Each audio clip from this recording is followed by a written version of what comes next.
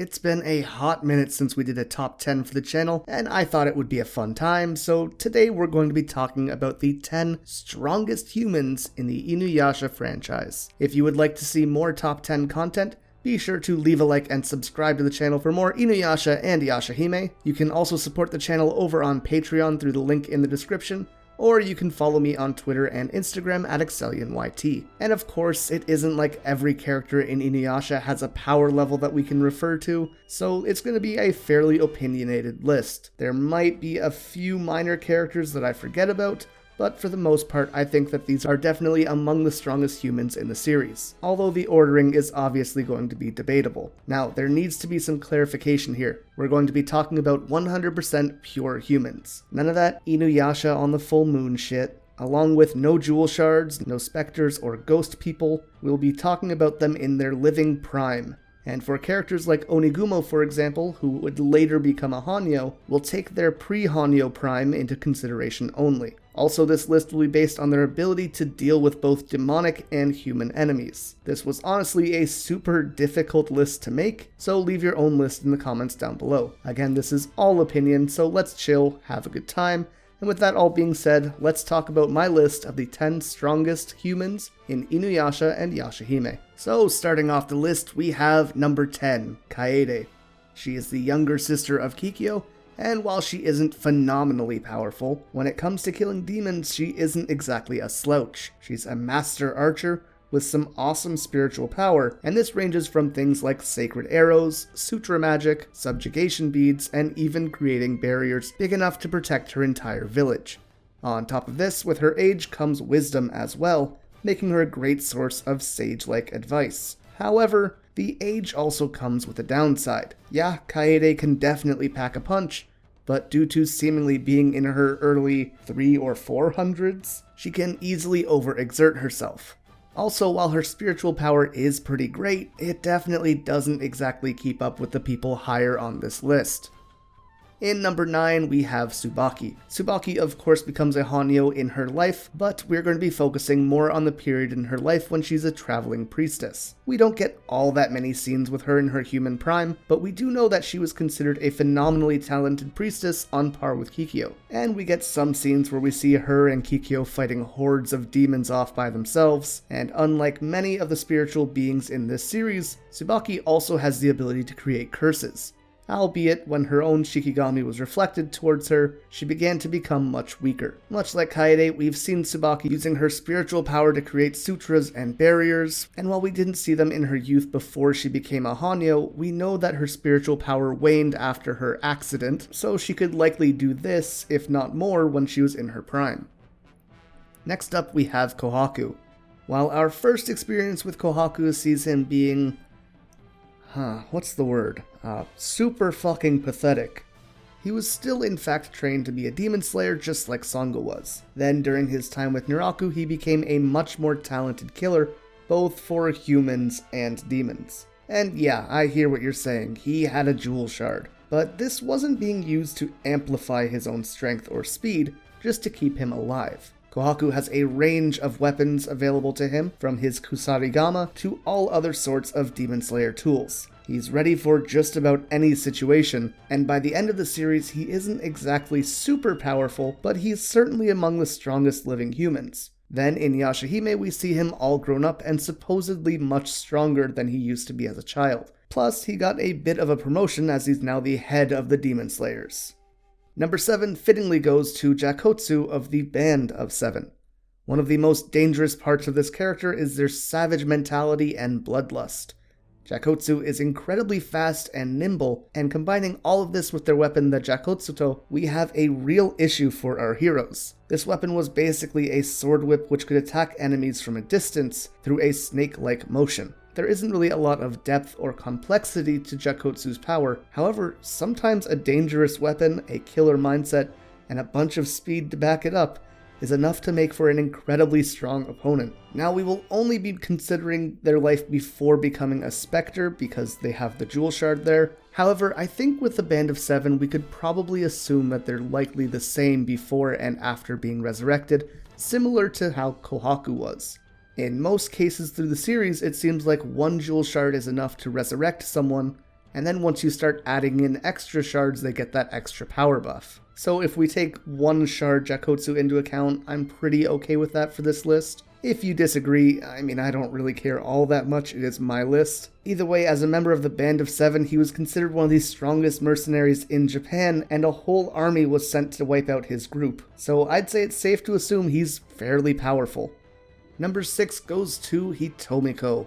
Hitomiko was a priestess who has much less offense to offer than she does defense. Even as a child, she was considered to be on par with Kikyo and could fend off Miroku using her spells. Her specialty was creating barriers. They were strong enough to stop Miroku's miasma and even defend against the red Tessaiga. Much like Tsubaki, Hitomiko could also use curses and spells powerful enough to make Miroku flee or to turn her victim's blood into flames, abilities which she combined with her Kagura Suzu for devastating effect. Like I said, she isn't exactly the strongest offensive threat there is, but with so much spiritual power and those incredible barriers, she was definitely a force to be reckoned with. Now on to the top half of the list. I knew which characters I wanted in the top 5, but I wasn't exactly sure the order, and an argument could be made for any of these characters to be in any spot here. But we are starting number 5 with Kikyo. We aren't going to be including any abilities specifically from when she's a Spectre, but that said, I'm assuming this would be fairly comparable to what she was like in her prime. Speaking of which, Kikyo's prime would have been just before meeting Inuyasha, as after she fell in love with him, Tsubaki's curse kicked in and started draining her energy. At this point, Kikyo was a lean, mean, demon-killing spiritual machine, genuinely considered legendary to the point where even in Yashahime 70 years after her first death, people are talking about how powerful she was. She had her famous sacred arrows, she could purify just about whatever she touched, reflect spiritual powers like Tsubaki's Shikigami, create spirit shields and barriers, and make demons like Urasue basically explode by touching them. She could heal people, and even cast high-level spells like the Demon Lure spell, which drags out low-level demons in an area so that she could wipe them out instantly. Kikyo, to me, was kind of the benchmark for what it meant to be powerful in Inuyasha. While she's not the strongest being around, she's definitely kind of the bar I set in my mind, like, if a character is stronger than Kikyo, they're probably a badass. And if they're weaker, well, they probably aren't the main threat. After Kikyo, in 4th place, we have the best girl herself, Sango. Honestly, there's a debate to be had for everyone in the range from 5th to 3rd place, but I feel like Sango edges Kikyo out. While obviously not having the spiritual ability that Kikyo does, she has a wide array of weapons, knowledge of demons, and is just an all-around powerhouse. Her weapons, for the most part, are similar to Kohaku's, but instead of the chain sickle, she has her Hiraikotsu. This gigantic bone boomerang that Miroku struggles to even lift is a testament to how strong she really is. And honestly, if it wasn't for Hiraikotsu, she probably wouldn't have made it so high on the list. Specifically, it's because of the upgrade it gets in the final act. After the weapon is repaired, it gains the ability to cancel regeneration and disperse Yoki and miasma, with Miroku even describing it as poisoning him on impact. This typically means that Sango is nearly free to kill any demon in front of her, with a few obvious exceptions. And when it comes to hand-to-hand combat, or battles where Amiko's spiritual power probably wouldn't matter too much, well, I think it could come down to Sango's expert fighting abilities and experience. Again, I would totally understand if you wanted to swap her with Kikyo though. In number 3, another difficult one for me to place.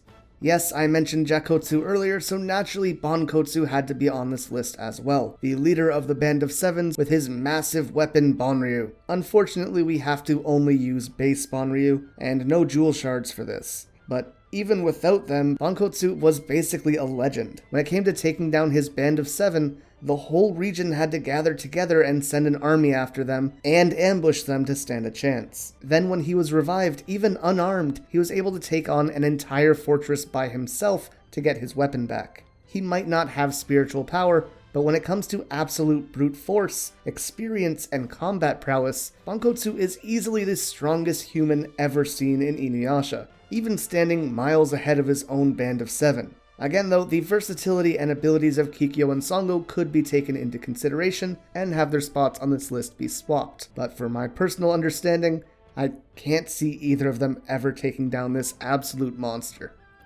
Now, Kikyo was number 5, but Kikyo Plus is an easy second place. So next up is Kagome. While she doesn't begin as anything mind-blowing, she definitely grows significantly through the series, being described as having an infinite amount of spiritual power hidden within her on the wiki. Her power easily equals and surpasses Kikyo by the end of the series, and while initially her sacred powers were sealed by Magatsuhi, after he's defeated, she is basically a walking spiritual nuke. However, even sealed Kagome could pass through spiritual shields, resist or be immune to curses and illusions, purify the Shikon Jewel, and reflect spiritual energy. Unsealed Kagome, though, is next to untouchable, and an arrow from her is typically more than enough to delete whatever evil's in front of her. And while she would definitely lose a hand-to-hand fight with Bonkotsu or Sango, just the fact that she has access to infinite spiritual power puts her in a league of her own. Which begs the question, what's above that?